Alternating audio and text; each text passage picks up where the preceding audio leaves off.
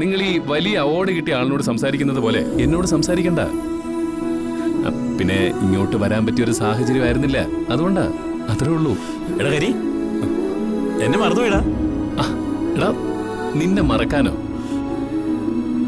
നിങ്ങളുടെ വീടിന്റെ ഉമ്മറത്തിരുന്ന് കുടിച്ച കട്ടൻ കാപ്പിയുടെ സ്വാദ് അത് ഞാൻ ഇതുവരെ മറന്നിട്ടില്ല. എന്നിട്ടാണോ? ഹരി, അമ്മാവന് സുഖല്ലേ? അമ്മാവൻ എന്താ വരാഞ്ഞ? അമ്മാവൻ വരും. മിക്കവാറും ഞങ്ങളെല്ലാരും കൂടെ ചേർന്നൊരു വരവിങ്ങി വരും. അല്ല, ഇതാരാ? അല്ല, ഞാൻ... നീ പറയുമെന്നും വേണ്ട, മനസ്സിലായി. നീ നമ്മുടെ സദാനന്ദേട്ടന്റെ മോളല്ലേ? അവാർഡ് വാങ്ങിക്കുന്ന പരിപാടിയൊക്കെ പിള്ളേര് ഫോണിൽ കാണിച്ചു തന്നായിരുന്നു. അതിനകത്ത് ഈ മോള് പറഞ്ഞല്ലോ, എല്ലാം കേട്ടു. മതി മോളെ, ഒരുപാട് സന്തോഷായി. എന്റെ ചെറുക്കനെ നന്നായി നോക്കണം കേട്ടോ. അതെ, നിങ്ങൾ എല്ലാരും ഒന്ന് ഇരിക്കട്ടോ. വാടാ.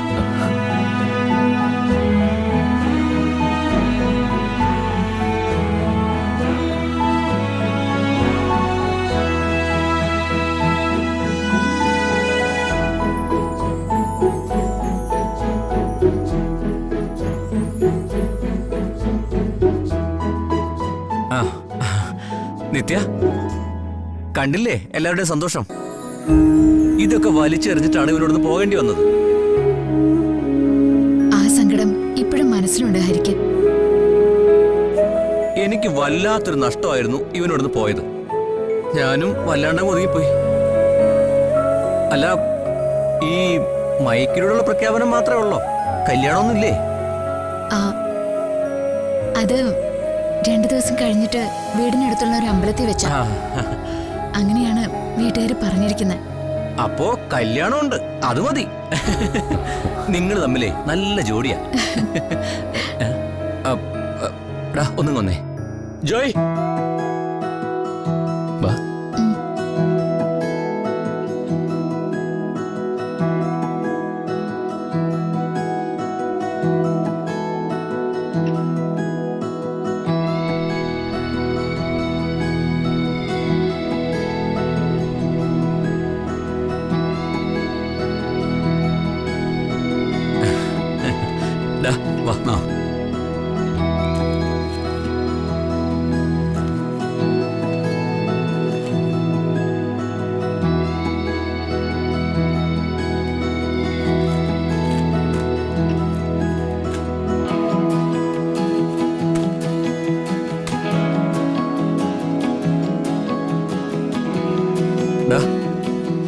ഇതേതാ പുസ്തകം അറിയോ?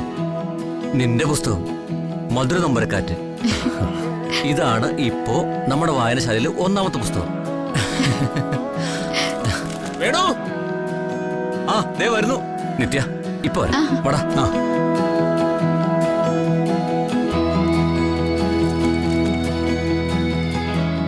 ഇപ്പോ കവിയുടെ മനസ്സിൽ എന്ത് പറയുന്നു? ഇതിനൊക്കെ ഞാൻ എന്ത് പറയാനാ? ഞാൻ എവിടെയാ നിൽക്കുന്നതെന്ന് പോലും എനിക്ക് അറിഞ്ഞുകൂടാ.